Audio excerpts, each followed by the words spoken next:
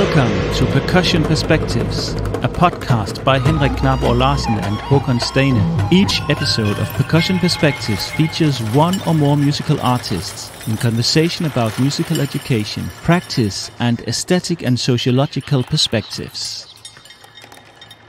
Ross Karre is an American percussionist, filmmaker and producer based in New York City, who is now artistic director of the International Contemporary Ensemble, or the ICE Ensemble, a leading new music group that performs all over the world. His projection design work has been presented all over the world in prestigious venues.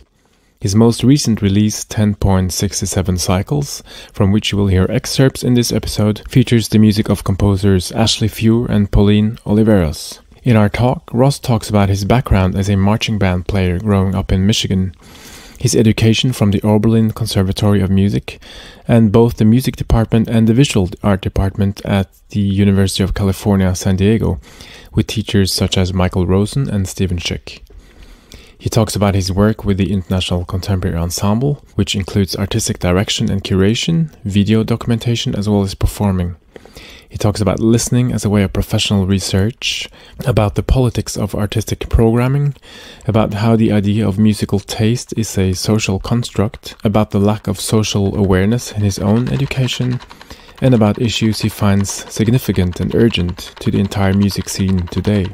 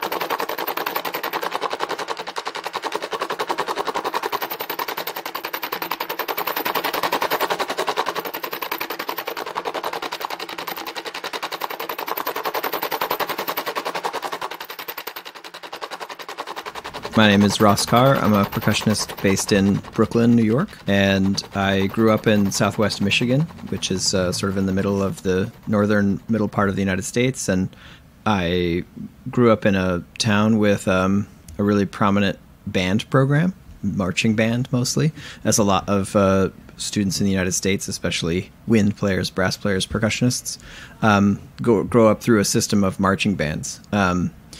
And my neighbor, coincidentally, is a drum set player. His name is Larry Ochiltree. And I, as a kid, heard him playing through the windows, of our different houses, and went over one day to, ask if I could know more about that as a child. And then I took lessons from him for many years, and he's super influential. But mostly it's the band programs that got me interested in I don't know, the entire ecosystem of making music. So composing and arranging and notation and multiple instrument setups. The marching band program in the U.S. is actually, it has a bunch of problems, but it's very influential on so many musicians, and was for me as well. And then there's a summer camp called Interlaken, which is in northern Michigan. And I went there for a few summers and then ended up finishing my high school there at a boarding school. So I went there for a year. And during this whole time is basically going from a drum set player to a really diehard kind of classical percussionist, and a lot of investment in keyboard percussion, especially in marimba at the time. and then I went to Oberlin Conservatory. And at Oberlin Conservatory, I became extremely invested and interested in living composers and contemporary music, especially in an ensemble context, and percussion ensemble, contemporary music ensemble, mostly through Michael Rosen, the percussion teacher, and also Tim Weiss, the conductor of the contemporary music ensemble, as well as a lot of the composers who came through Oberlin. That's also where I met Steve Schick. He was a guest and gave me a lesson, and we immediately had a good connection. So then I went to University of California in San Diego. In and among all of this, trips to Lucerne Festival Academy, which was hugely influential on me. I met so many colleagues through that, especially people like Johannes Fischer in the first year there, and lots of friends from that point. And the Aspen Music Festival, I was a laborer there, a percussion mover person. So that was hugely influential. And then at UCSD is really a kind of, I don't know, perhaps a utopia for making work of living composers and making collaborations, and also liberating a new ideology of a percussion practice that certainly doesn't come from or isn't adherent to keyboard percussion playing or orchestral percussion playing. So I really found a lot of new interests there. And then toward the end of that, became really interested in codifying the visual art practice of moving images and video and film. So I stayed and completed another degree there in film. And that's the shortest story, I think. There's a lot along the way I can talk about. Let's elaborate a little bit, because pretty much every American musician or composer or percussionist I talk to has been to Oberlin at some point in their lives. So maybe tell a little bit more about that university, that academy, and maybe about the department as such, and about Michael Rosen. This seems to be this pedagogical legend that has produced so many amazing players. Yeah, Michael Rosen is a huge influence on percussion, but also on contemporary music in the United States, because not coincidentally, his students have taken responsibility for organizing contemporary music. And a lot of his percussion students are, so for example, the artistic director of Eighth Blackbird, a member of So Percussion, Adam Slowinski, myself, and John Hepfer, and many of the people you've spoken with already, Jen Torrance, not only play percussion but organize projects, and maybe even organize entire ensembles or academic programs. So his influence is large, and the connection between Oberlin Conservatory, which is very invested in contemporary music and the music of living composers, and the University of California in San Diego, where Steve Schick is teaching, is really strong. There's a lot of students that go to both. And it's primarily, I think, a stated, let's say, commitment to contemporary music, and a little bit the contemporary music that's outside of the Percussive Arts Society International Convention, which is a kind of university-based contemporary music. It has had a lot more radical influence recently, but thinking about music that comes from the lineage of the percussion group of Cincinnati, Black Earth Percussion Group, is very influential on the Oberlin scene, and all the student groups that come through there. And then recently, all of the groups, contemporary music ensembles, Eighth Blackbird, So Percussion, International Contemporary Ensemble, and Thalia have had leadership from Oberlin's conservatory. And so that's like the connection between that. But Eastman is undeniably important in this too. It's to the Jack String Quartet, et cetera, et cetera, et cetera. And other than their enthusiasm, which is of course very influential, is there a thing to the teaching philosophy that you kind of still draw on, or that you carry with you? I would credit most of the teaching philosophy to Tim Weiss, the conductor of the Contemporary Music Ensemble. Tim has been primarily teaching by way of creating lots of programming opportunities. So there's many, many concerts each year. So there's a saturation of experiences. And so by the end of an undergraduate to have played, 20 world premieres and, residencies from people like Lachenmann and Bert Wissel and Oliveros and Meredith Monk. So there's also the bringing in guests, because Oberlin is in a very, very small town in northern Ohio. There's no automatic proximity to places where people like Meredith Monk live, like New York City or Chicago. So Oberlin does a fantastic job of bringing in those artists for short residencies, which means that access is kind of unprecedented. There's a very small student body, so I just had lots of conversations with Harrison Birtwistle while he was there, and that was a big influence. And there's that, and then there's also just the inspiration to self-organize, to really create your own projects that have legs after the schooling is done. It's a pretty good mix of. There's a lot of agency. The students have their own agency in programming for sure. Especially in the recital projects and chamber music projects. Those were the highlights of my experiences there. But Tim Weiss is constantly bringing new repertoire and new composers to the conservatory, and also the applied faculty. All of the private faculty teaching lessons are bringing in colleagues, and so that steers a lot of the exposure to repertoire. In terms of a kind of sequence of pedagogical philosophy of when should a young student gain access to contemporary music, maybe for all percussion studios, that's right away, right? All of our music is new. But to be attentive to Western European contemporary music in a much more holistic way, and also a much larger worldview of contemporary music right away as a 19-year-old is perhaps distinct for Oberlin. Yeah. Mm. And then you moved to UCSD, US of A. I'll probably retake this at some point, but not now.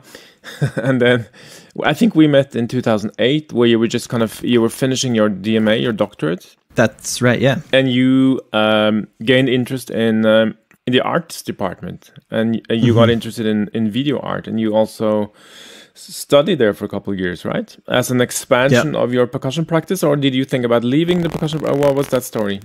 Yeah, so it's all happened in sequence. And I didn't have any overlap, and there wasn't any abandonment. So I at 2008 and 2009 is when I finished the doctorate, which the DMA just stands for Doctor of Musical Arts, and that's the final degree you can get as a performer in the U.S. currently. And then at that moment, there was the recession, the 2008 economic recession, which took away or paused a lot of the university job searching that was happening.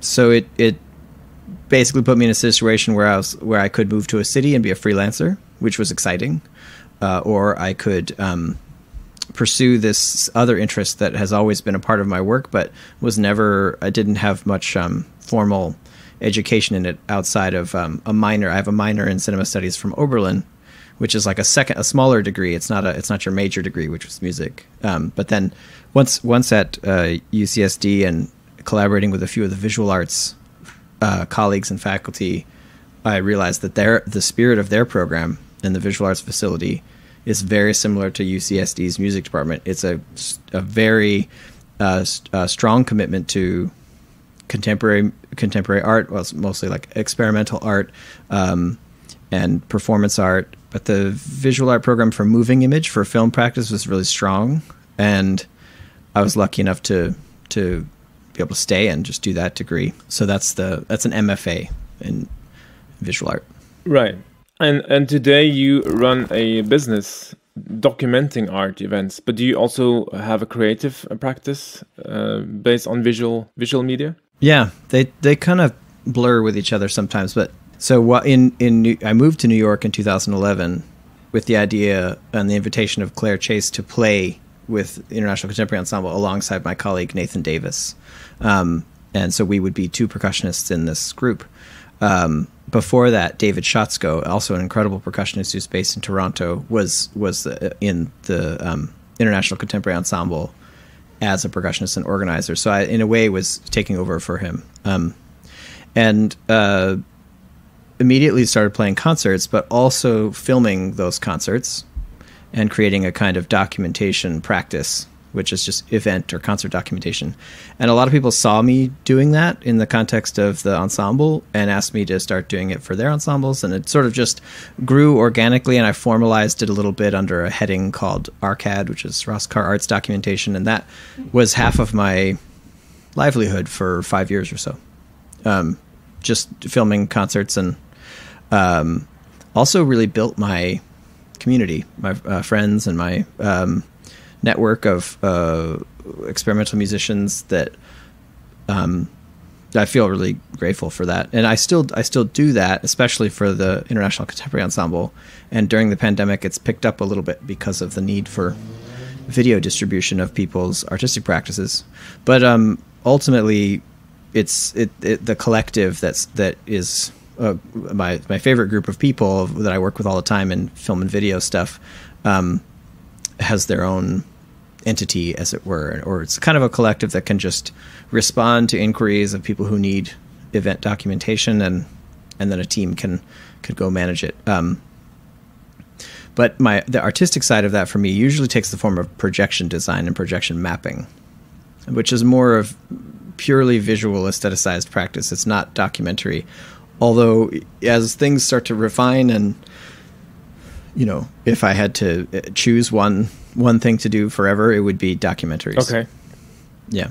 That's my passion, is about like documentation, documentary, and the potential artistic expressive side of that, as opposed to the factual nonfiction storytelling aspects of it.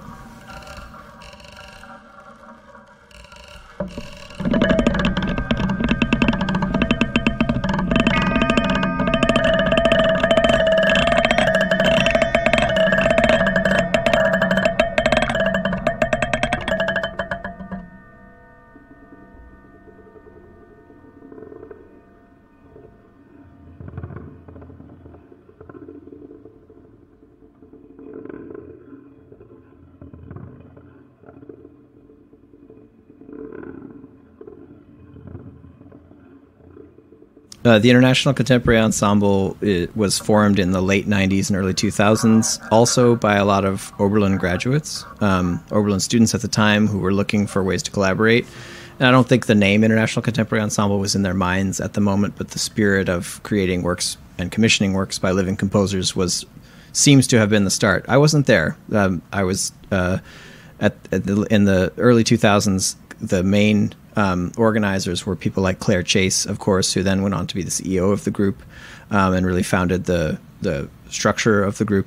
But also original members like Kivi Khan Littman, Phyllis Chen, Josh Rubin, Jacob Greenberg, all classmates at Oberlin.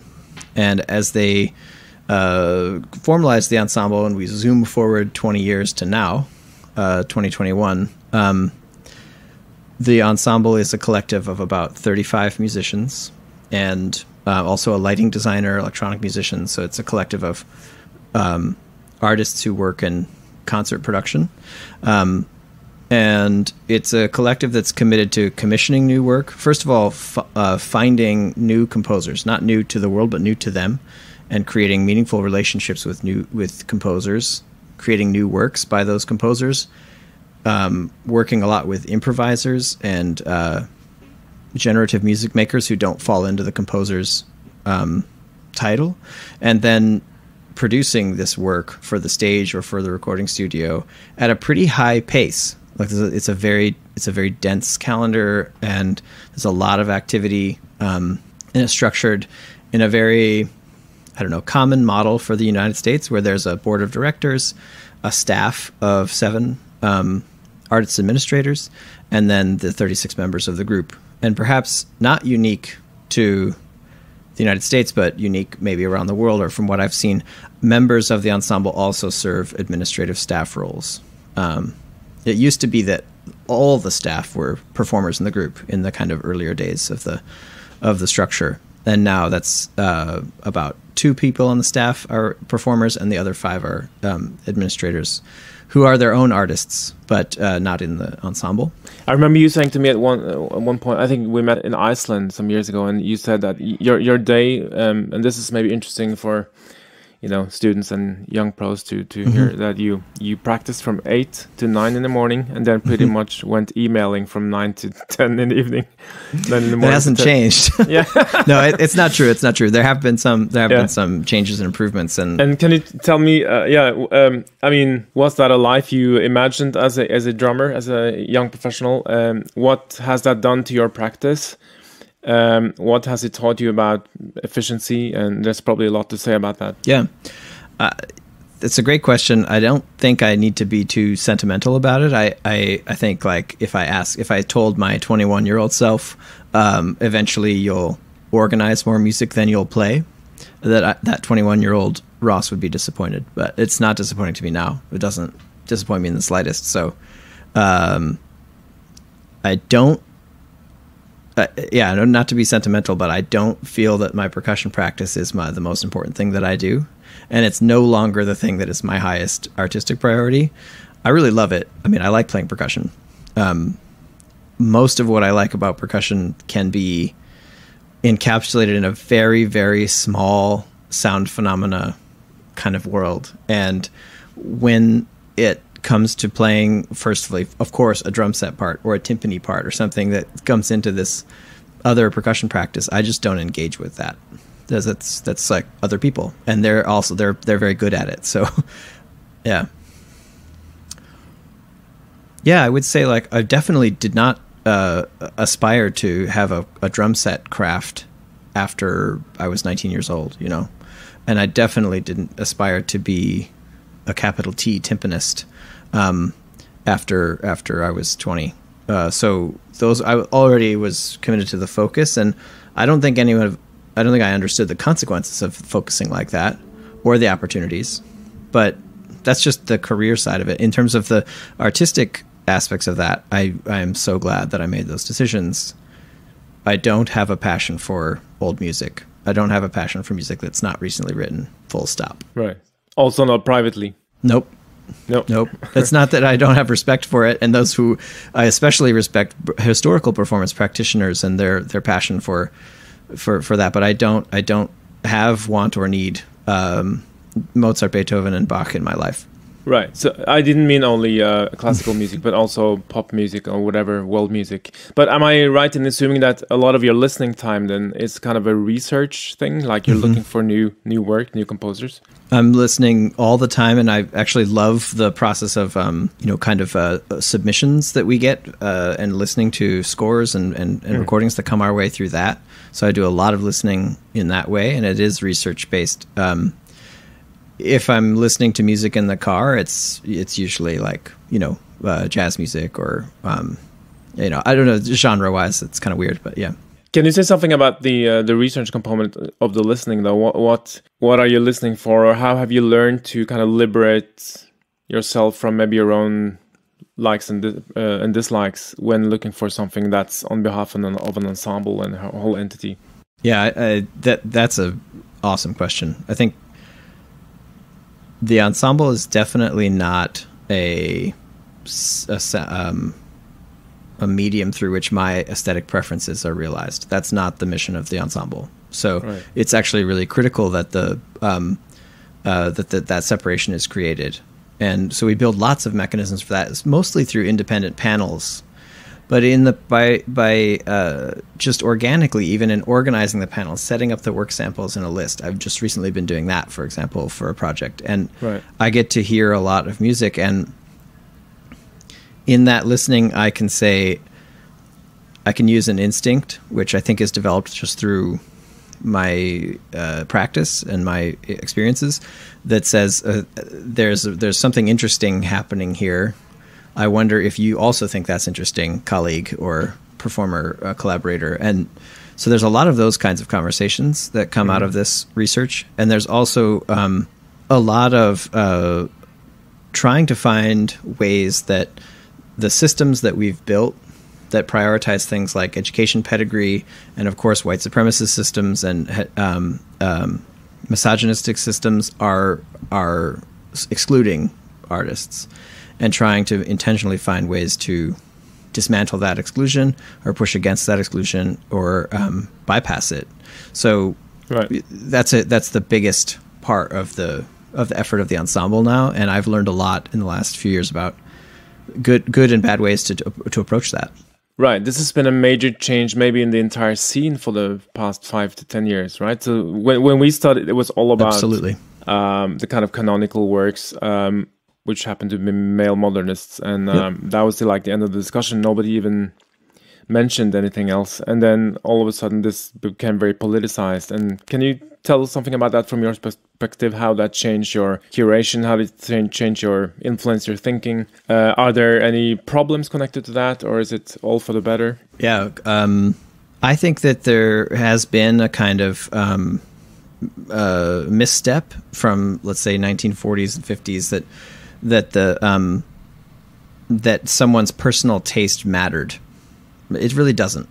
And so what does matter is the creation of maximal agency of humanity and subjectivity by way of expressive practices. And so before we talk about, it's, this aesthetic, or Thalia does this, or Klangforum Wien does that, and Musikfabrik does this aesthetically, before we talk about that, I think it's important to say that these groups, whether they want to or not, are the means by which artists have their work realized. And so they have Can you explain the historical origin in the 1940s? What do you mean by that? I just think that there was a kind of like art for art's sake tendency that prioritized taste, but didn't interrogate where that taste comes from. Or like what privileges allow you to have in a critical research kind of way. You mean? Yeah, and a socially critical way. What makes taste, and then what makes the taste makers, the gatekeepers of a taste aesthetic. And so now I think we're absolutely fully interrogating the curatorial process. It's the theme of nearly every conference and festival is like decolonizing curation, or examining curation from a perspective of dismantling existing systems of bias and systems of oppression. So I'm not a social practitioner, but that's the mistake of my education, is that it didn't create social practitioners while creating percussionists. That's the thing we're correcting for now. Yeah. And to correct someone who's almost 40 years old is a harder thing to do than someone who's in their undergraduate. So I'm delighted to see that a lot of 18 to 22-year-olds are really invested in this topic right off the bat. It's included in the curriculum. It's a mandate from society to make sure that classical music, art music, whatever, like all these dumb terms for the broad heading of what we do as sound practitioners, are attentive to social practice, and then civic practice even as well. Like to be leaders in society and government as well. Right. So what's your vision there in terms of proposing something for the educational systems in that regard? Yeah. I mean, the radical part of me wonders a lot about where time is spent in undergraduate education. And I think that a few years ago, I would have thought, well, there's not enough time spent on how one can realize their practice practically, in terms of how to create a business out of it, or how to incorporate it into structures of fundraising and stuff like that. I think that was a concern, and has been a really thoughtful, sometimes too quickly and carelessly integrated into curriculum. Now I question, so if we're spending a lot of time on Western European harmonic music theory lessons, a lot of time, is that the right prioritization of time? Or would a constantly integrated curriculum of social practice and art practice actually create what society ends up needing from us? And so it actually recasts art not as a selfish expression, but as a service. And I don't know if that's the right cast either. But I'm interested in at least testing the waters of flipping this paradigm, so that one goes to conservatory not to develop their own craft, but that their own craft develops at the service of bringing a new society to bear. So a kind of an ideological package that you are welcoming into the education as apart from a kind of art for its own sake? I think so. Art in isolation, yeah. Yeah, as an artist, especially working in sound, the characteristics of sight and sight determination or sight specificity are critical to me. And I think that the next evolution, an evolution that's not new, it's only new to me. It's just not new to lots and lots of great artists prior. That society is not a site for extraction of art, but it is a society into which art must be given and received and exchanged and made as a kind of like nourishing agent. I realize it gets kind of idealistic and philosophical, but it's easy also to take that and apply it to a curriculum. So and that's where I am interested in continuing to do that work is in the curriculum at places like Oberlin or where I teach at the New School in New York City. But on the whole, the philosophy manifests as let's look at where we're spending our time, and wonder aloud about what greatness is and what excellence is. But it's happening though, and I don't think it's worth. It's I should spend just as much time speaking critically as to say like it is happening. I feel it. Yeah, across the board of American conservatories, or yes, yeah, and not everybody's doing it in the same way. So there's going to be some that make the right decisions and some that make a stupid decision, and it's hard to know who's right. I feel it's come a long way in the English-speaking countries. I also feel Australia has done a lot. Absolutely, Americans. I get a lot more from UK, from the US, Central Europe. I'm not sure it's come that far yet. A little bit in the new music festivals, right? A little bit, but they're still speaking a lot gender balance and this post-colonial thing is maybe a little behind, and the whole awareness in the departments, at least in my experience here in the South, it's still very, very conservative. Yeah, it's true. Also in our colleagues in East Asia and Korea and Japan and China and so. If broadly there was just an acceptance that Western European music was going to be the music that is taught to teach people music, let's not just take that as an assumption. Of course, we shouldn't take that as an assumption. But I don't know if this is the right thing to say. So I'm thinking of it. I'm real time in the moment thinking aloud that for Central Europe to continue to teach the music that was created on its land, has logic. But not without interrogating the colonial extraction that comes by way of the Afro diaspora and several other diasporas that have been in Europe for hundreds of years. Right. So I think that's an interesting awareness that I see in European discourse frequently now. How does a band like yours, who still, I guess, mostly play in like a concert hall context in a very institutionalized hermetic setting, how do you curate that in a meaningful sense, where you still kind of use the very westernized and cultivated way of listening for a new content? Yeah. I'm going to sort of describe that phenomenon slightly differently and see if it's the same thing. So basically, we created these contemporary music organizations, institutions, ensembles, and we're wondering to ourselves, and we are actually wondering this, so I'm confirming or affirming what you're saying, that is what we've created what we want to invite more people into, or are we even proud of what we've created? Do we think it's the right environment to expand, or should we actually contract this because it failed? Great question. I don't actually have the answer.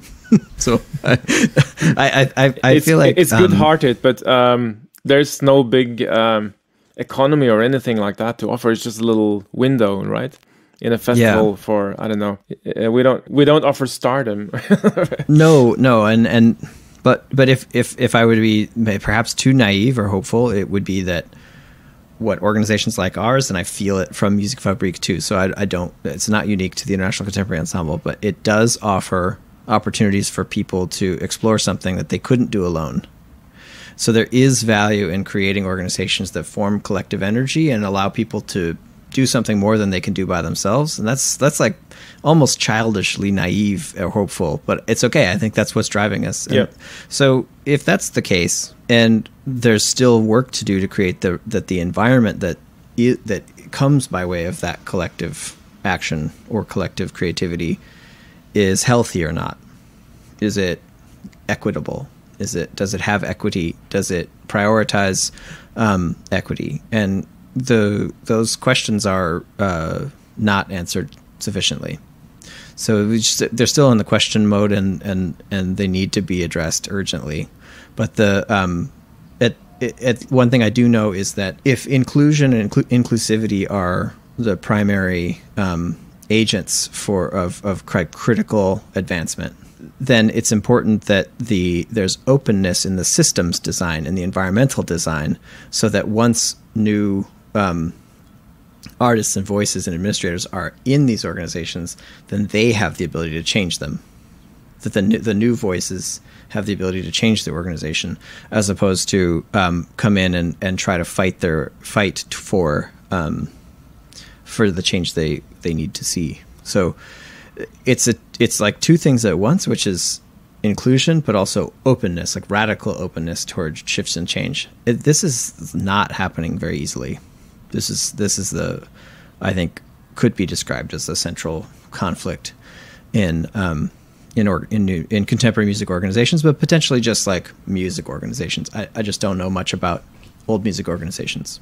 Where I live and work is not-for-profit industries, which are not industries so much as practices. And so if popular cultural profiting industries are having these questions, they ask them differently and they answer them differently, but the questions have a lot of common ground with organizations that have more agency to be more radical in their maneuvering, which are not-for-profit organizations. So in a way, I think like in the way that, yes, there's some guilt and fragility induced momentum. That's true. But also, I think that shouldn't be a distraction. Like, yes, there's guilt. Yes, there's fragility around that guilt.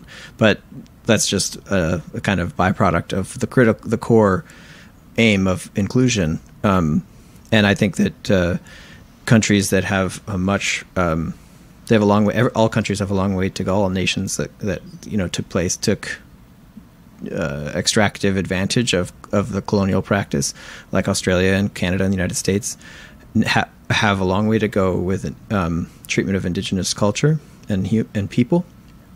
But we learn a lot from Australia. We learn a lot from Canada, and everybody's learning from each other in that space. But then in more broadly, in terms of just inclusion of more racial diversity, more gender diversity in our practice, it's important that organizations have a holistic approach. Where are the gates that are currently closed to, and once inside that recently opened gate, do they have the right agency? Do they have agency at all in like advancing a new system that's more equitable and more inclusive? These are the systems questions that then have a kind of social question that surrounds them. If I were to sort of say that again, just in case you want like a shorter version of that, it's that I see every region of the world addressing this in a different way, and every industry or practice addressing the issue of inclusion in a different way. And some are much more accelerated than others, and some are focused in different areas than others. But the broad revolution, or should be a revolution, but perhaps it's 10 degrees shy of that, is around decolonization and inclusion, to make reparations for a very sinister few hundred years, like undeniably sinister.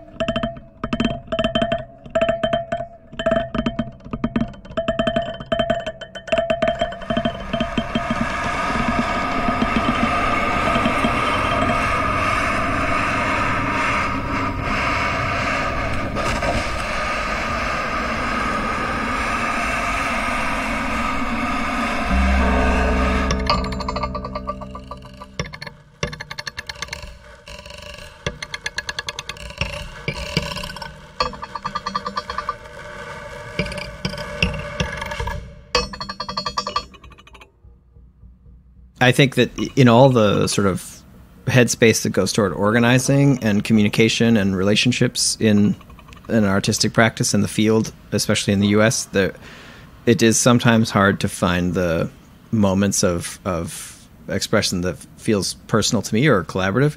But there have been some projects recently that feel really good, despite the pandemic and the lockdowns. Specifically, with the International Contemporary Ensemble, a recent concert at which was shared between Harpa in Reykjavik and Roulette, and connected over telematic technology, and it was awesome. It has music of Anthony Braxton and a brand new work by Bergrun Schneebjørnsdottir. Just good pieces, great atmosphere, very collaborative, and it felt like a return to that kind of work during the pandemic. Is almost 13 months after we started the lockdown, but and then because of the pandemic, the increase in people wanting to distribute their work as either pre-made music videos and films or live streams, I find a lot of satisfaction in that, of course, because of the filmmaking practice that I enjoy so much. But specifically, I collaborated with an artist named Autumn Night, and just as an artist, she's amazing. Like, just enough said with that. But the specific piece was, a project that was supposed to be a performance art piece with a live audience, but then got restructured toward a live stream of audio and video, and in July of 2020, and I was just brought in more like a video technician, but it became a very extremely satisfying space for expression, and so it opened up for me this new idea that there could be that the pandemic kind of revealed this real-time verite. I don't know what to call it yet, and I'm still looking for the word, but it doesn't feel like live streaming. It doesn't feel like live broadcasting, and it doesn't feel like event documentation, but where the camera operators and the person operating the switcher and all this stuff have a lot of expressive agency. And I'm so grateful to Autumn Night for having the insight to let that agency be in the space. It was remarkable. So we've done 2 projects. One was in July, one was in March, and you can watch them both online, the rebroadcast. But every element of them happened live, and I don't know. It felt like the mixture of my practices, because the percussion side of it is like managing a lot of different sources and switching cameras and doing things like that, and kind of like a multi-percussion setup. But the visual practice of it it relied on very trusting collaborators, and it felt very, very good. So I might link to that project if that makes sense. And on a very final note, where do you see your practice going over the next 10, 20 years? Yeah, it's a good question. I think I've said to myself, like, every other year, like, maybe this is the year where I just really don't play percussion ever again. It's not because but I think it's because I don't dislike it. I really like it a lot, that I keep at it, and quite a lot. I still play a lot. So I'm still going to figure out when that decision actually gets made. So far, the stack of pieces that I'm learning is still, very deep, and yeah. What would be the final factor for that, you think? The final push? I guess it's when there aren't pieces left to learn, which is really sad. So yeah. At your productivity rate, that seems unlikely. No, it's not a likely scenario. No, I think I have to just do it's not like soul searching. It's more just like making the decision, being brave, and just saying like, okay, it stops today. That seems like a possibility. Yeah. Today is it. I think the thing that's really true for me is I really want to be in an academic context. So we'll see when that ever happens. But yeah, right now that's not what I'm doing very much. I teach a little bit, but but down the road, and also helping with the practical aspects of young musicians who would like to figure out how to organize their ensembles and stuff. I love that.